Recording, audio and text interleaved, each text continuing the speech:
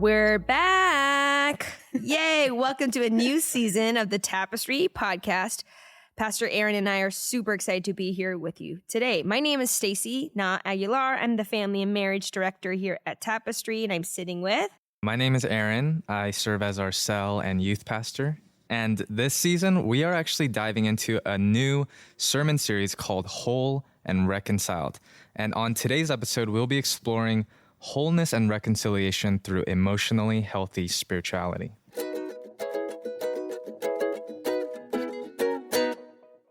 And for our first episode, we have some special guests. First, let's introduce Pastor Charles Choe, who's the lead pastor here at Tapestry, LA. Can you do a quick, I know quick isn't your middle name, but can you do a quick introduction? Hi. Happy to be here to have this discussion.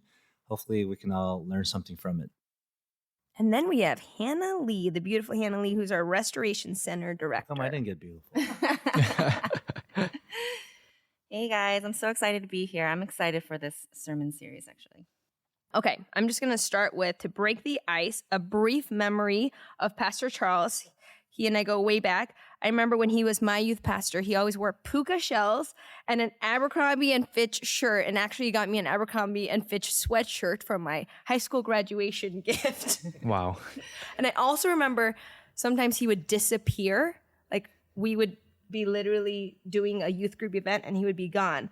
And he would be on the phone with his now beautiful current wife, Grace. You know, it's so funny because Noah, his son, just gave Aiden puka shell necklace, and he wears it every single day.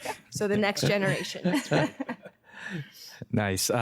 For me, actually, Hannah, first impression that I've had of you, this was maybe like 6 years ago. Jen and I, we were just new to the church, and I remember it was actually the missions cafe night that we used to do. And I think you were probably new on staff. Obviously, it's a busy night for the staff, and you could see it, all the staff are kind of running around, but then you actually took some time to personally greet us, have a conversation with us, and I remember that was one of the first impressions that I had of you. You guys are a lovely couple, so. Okay, so if you guys know Hanna at all, she is kind of known to be the gospel care lady or the restoration center lady. So can you tell us a little bit more, Hanna? What is gospel care restoration center exactly? And why is it important to you?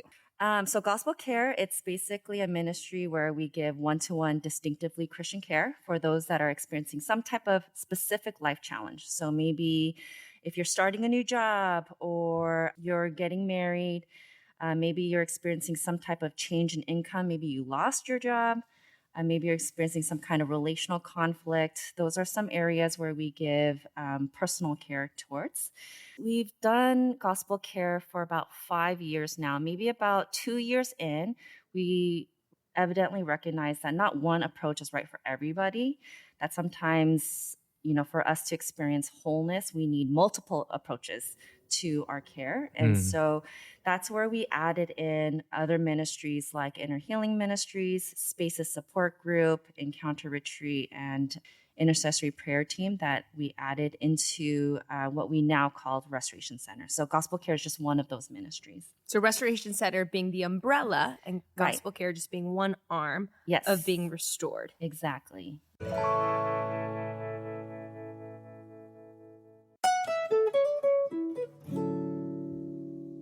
So why this is important to me, I want to maybe share a little bit of my testimony. Growing up as an Asian American from an immigrant family, as a latchkey kid, a lot of things happen when your parents are not around. And so I've been someone who has experienced trauma and abuse growing up. And to cover up my wounded state from myself and from the world, I used methods like people-pleasing, performance, self-medication, and things of that nature. And at that time, I hid my woundedness even at the church. It wasn't always like a safe place for me. But even in that, I recall like very distinct moments where I encountered the Father's love. And I really felt like God desires my healing, and I just didn't know what that looked like. And so I went through many years of like trying to find healing through prayer or retreats or counseling. And yet, in the midst of that, there were regressions and relapse and setbacks. And so it wasn't like a smooth incline towards wholeness. And for me, wholeness is probably a lifelong journey. But, even in the failures and the regression, I felt like the Lord really used all of it to mold me into who I am today and into the calling that He's placed before me. And so I went into, teaching after college, and working with high school students, which is a demographic that I had a heart for because those were my most painful years. And then after that, I got my master's in marriage and family therapy so that I can have a little bit more focus on caring for the pains of this demographic. And towards the end of my MFT program, I'm like excited to become a therapist and really do what I think God's called me to do. But at that same time, I had 2 babies back to back and concluded that maybe I had to forego this dream of becoming a therapist and doing what I thought God called me to do as maybe like a wounded healer. At that time, Pastor Charles started a sermon series called Emotionally Healthy Spirituality. And he asked me if I wanted to join staff. And, I felt like God knew the things that I sacrificed or lost hope in and made an even better path for me. And I never in my wildest dreams imagined that I could do some type of care work in the church and where I can integrate my faith into the very practice that I felt I was designed for. And so that's how gospel care came about through many years of researching and learning and reading books and going to different churches and counseling centers to figure out what gospel care could look like at our church. But I'm very passionate because it has, my life story tied behind it. And from what I understand, Pastor Charles, from a lead pastor's perspective, you kind of reached out to Hanna and invited her in this journey to start gospel care. Why did you feel like you felt this need for a ministry like gospel care, and now which has developed and grown to be our restoration center? Sure. I guess I could respond by saying I myself have benefited from receiving counseling on some level, and I felt like actually my life sort of changed when I understood that I needed help. I was sort of emotionally out of control, and I didn't realize how my past impacted me. And kind of growing up in a difficult situation at home, I was carrying a lot of baggage. I was doing well to conceal it, but put the right pressure on, I would be exposed. And I was just really struggling early on in ministry. And after getting some care, I felt like some things changed for me and I got a lot healthier. So I became a lot more open to the idea of healing and counseling in the church, that it wasn't just about like sound theology and making sure our doctrines are right. I realized that practical help was important. And then as church was growing, I just couldn't manage the load of people coming to me, asking me for an hour here, an hour there, just to talk about some of their issues. Right. A lot of it was just kind of mentally draining, and I realized quickly I needed help. So I was just kind of watching to see who I could ask for this help. And Ben and Hanna were servants at the church, very faithful. And I realized just kind of conversing with Hanna that she had sort of this latent dream that she put on the back burner. And we just had a few conversations, and we realized we shared the same heart to help people be healed. So that's how the ministry started. And I know, PC, you talked a little bit too earlier when we were just discussing on our own about Pete Scazzero's his journey. Can you share a little bit more about that? Well, I mean, I can identify with Pete Scazzero partly because ministry is sometimes really hard. There are a lot of good pastors doing the best that they can, and they're running the best they can, but oftentimes they're not seeing fruit, or just ministry is just difficult generally. And just reading Scazzero's book, Emotionally Healthy Spirituality, he shares a little bit about how church was going okay, and then there was a bit of a division, and it felt like his whole entire world sort of caved in, especially when his wife communicated to him that she didn't really like the church that he was running. This was a bit of a crisis for him, and he realized he didn't have the resources, the mental resources, to be able to deal with this difficult time. And he started to really explore his own emotional health. And I was able to really resonate. With ministry, you don't always have the ability to share some of your struggles. And I felt like just reading the book gave me some permission to explore some of my feelings.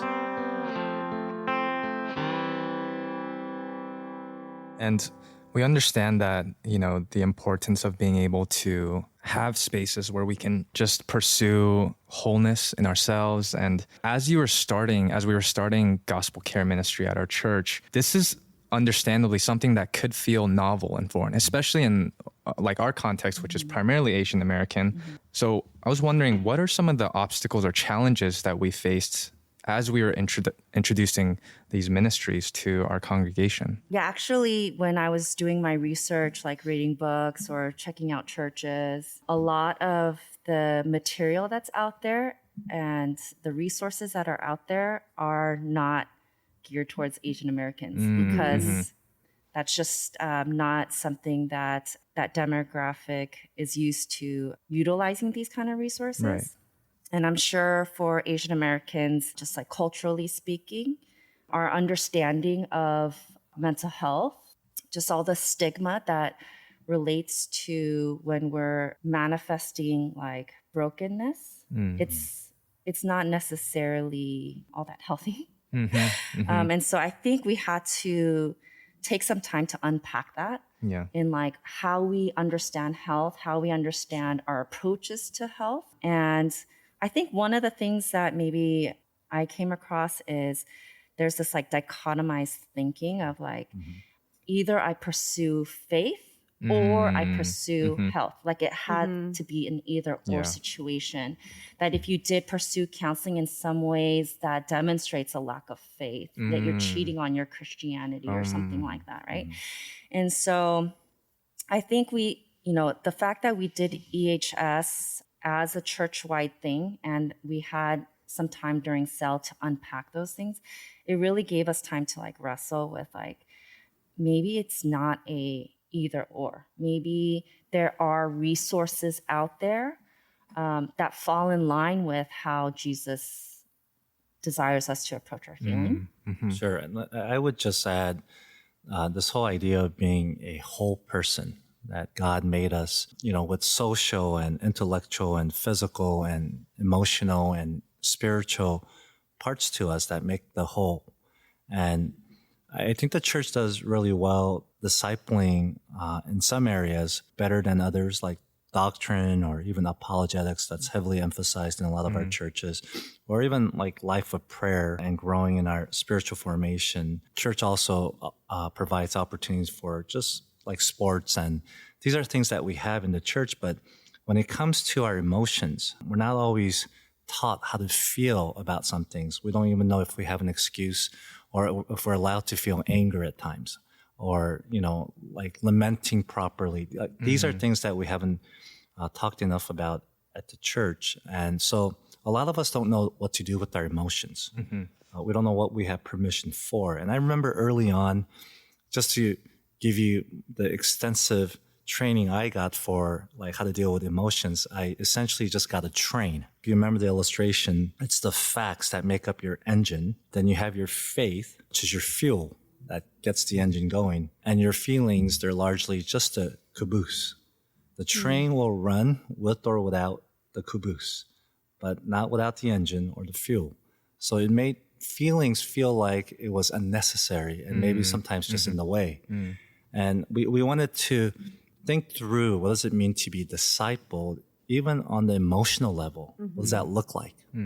Actually, when you were sharing it, kind of reminded me of David Benner's book, Care of Souls, and how he talks about, we approach things in such a fragmented way, right? But when you think about anger, for example, it's not just like, because it's emotion, it's not something that's just like a mental health thing. But the way that you understand anger, what you're allowed to express or how you're allowed to express it. It's a moral question as well. And so he's arguing that we have to approach things in a more holistic way, integrated way. And so I think that's in some ways kind of shapes the way that we approach wholeness here at Tapestry as well. I feel like whole is a word that we use a lot at Tapestry as well. It's within our mission statement. So going back real quick, what exactly is emotionally healthy spirituality? So for me, when I use that phrase, emotionally healthy spirituality, I'm actually thinking about all of who we are, that God designed us physically, mentally, spiritually, and relationally. And so it's not just emotional health for me, it's physical health, mental health, spiritual health, and relational health that brings us to wholeness. And I feel like the mission of God is to bring shalom to those areas. And shalom meaning, whole, reconciled, peace and harmony, completeness, well-being, right? And so for me, it's that we're trying to find shalom in all of those layers. Yeah. And if I was to take a bit more of a practical response to this question, I think about our churches full of people who really love God and they're willing to serve the church, go on mission trips, really spiritual in many ways. But when it comes to their emotions, sometimes they're very stunted or immature. So you love Jesus, but you're always so grouchy. What is the reason for that? Let's explore together.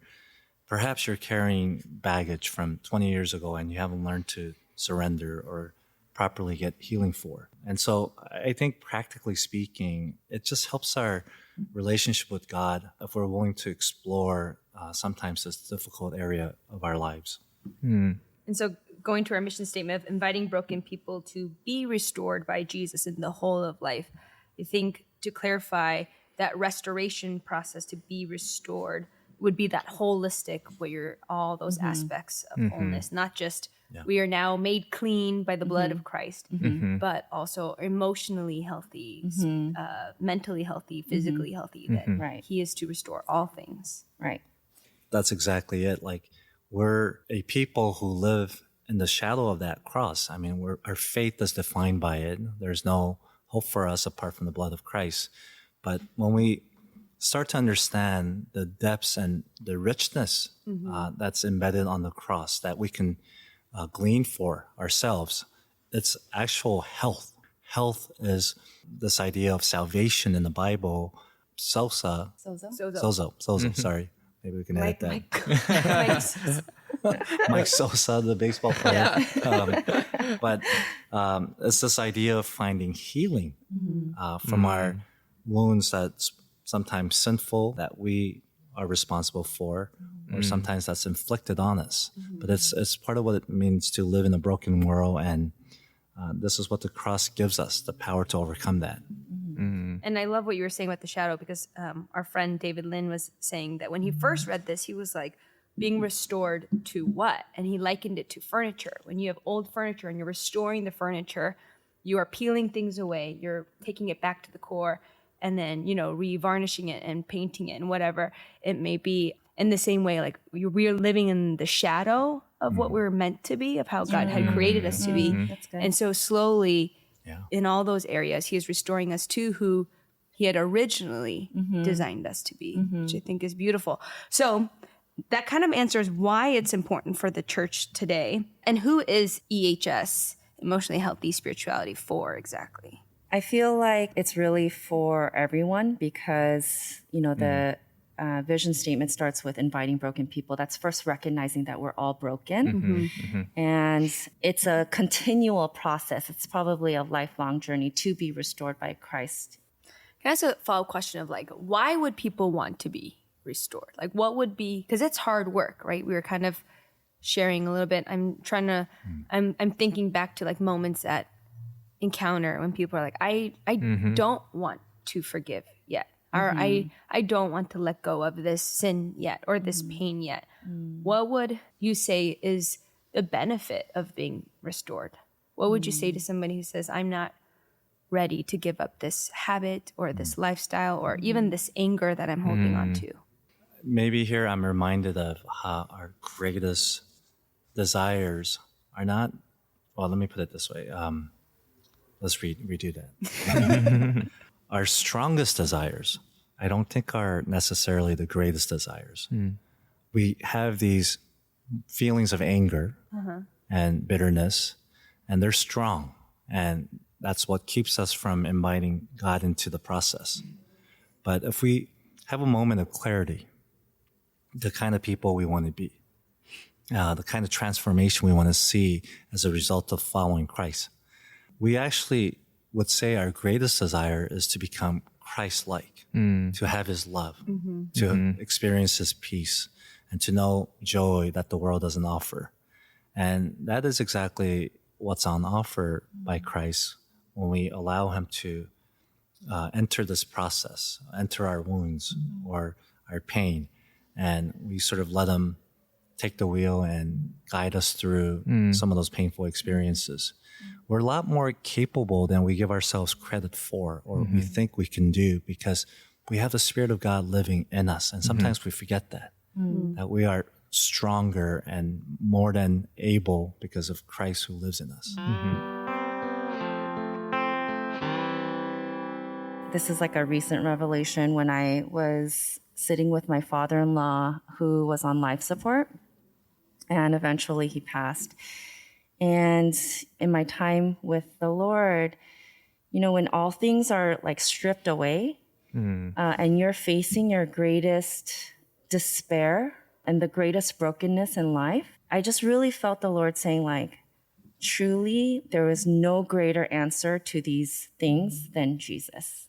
When we hold on to our anger, bitterness, in some ways, like we're not recognizing that truly Jesus is the only answer that will satisfy in the face of death and destruction. I think that's almost my goal for this sermon series. You know, we do call the church towards emotional health, physical health, spiritual health, and social health, but that's not the end goal. Yes. You know, because that doesn't lead us to the mission of God in us and through us. He wants us to be healthy so that we can be missional with our wholeness, to reflect, you know, the kingdom of God through our wholeness. I was reading this book in my seminary class called Whole Reconciled, and it's by Al Tyson, and he quotes Palmer Theological Seminary's motto, which is the whole gospel for the whole world through whole persons. And, you know, it just really makes that connection that my pursuing my wholeness is for something greater. And I think that's, you know, my greatest hope is that these superficial, like short-sighted gospel, it's not enough. You know, it will always fall short. It will always leave you feeling just unsatisfied. Like your pursuit of wholeness and your understanding of the gospel has to be connected to our overall aim in life, which is pursuing the kingdom. That's great. I hope for our listeners, you feel encouraged wherever you may be at, just to really pursue this journey of going deeper with the Lord and inviting him to those places of our lives. Maybe some last closing parts of our conversation to leave our listeners with just practical application and some thoughts there. How would you say we can practice emotionally healthy spirituality? For me, it's not just one approach. Again, that you have to understand that you are a complex being and you need multiple approaches to the multiple layers of who you are. So for me personally, you know, my time of Sabbath and rest, entering into the presence of the Lord is extremely important and life-giving. I'm at a place right now where I'm also looking for a therapist just to help unpack some of the things that I've experienced last year. And then community has been literally my lifeline. As we, you know, said goodbye to Ben's dad this year, you know, we saw all of our friends surrounding us with love and comfort. But what was so special about this this time around was that our kids had their community too, and they were surrounded with love and support.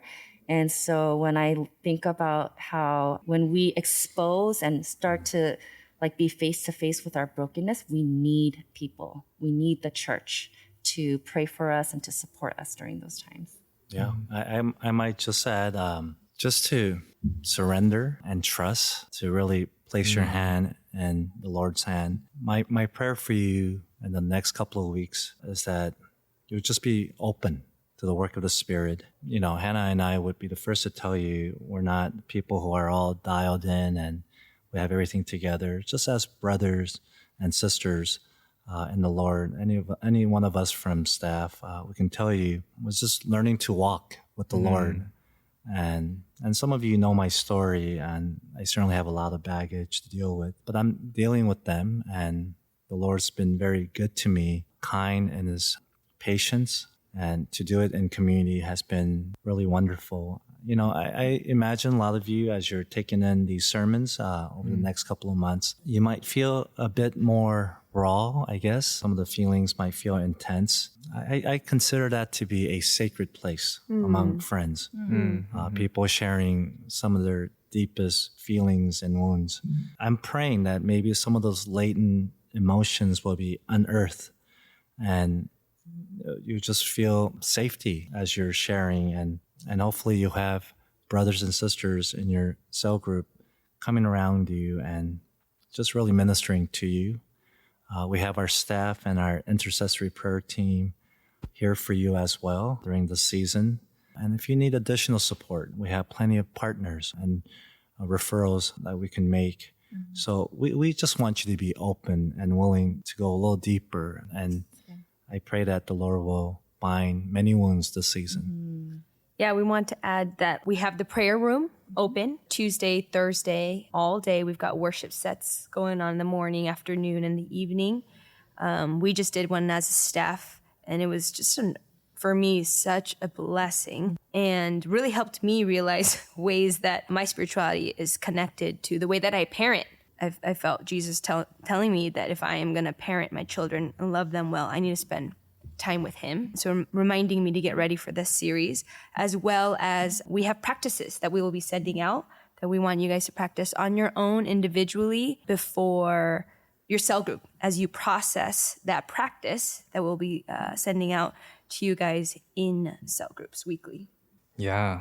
I think just if I would just add one thought too, man, the journey as we've been sharing, it can be a difficult one where you face really unpleasant realities, maybe, but realities nonetheless. And I think things that are there. And the sooner we walk with the Lord and in community together to face some of these things and invite Him and our community into that process and journey of healing, I really believe the better off we will be in our journey of following Jesus and being transformed into His likeness. So just want to encourage our Tapestry family, run into this season and this journey together as one family.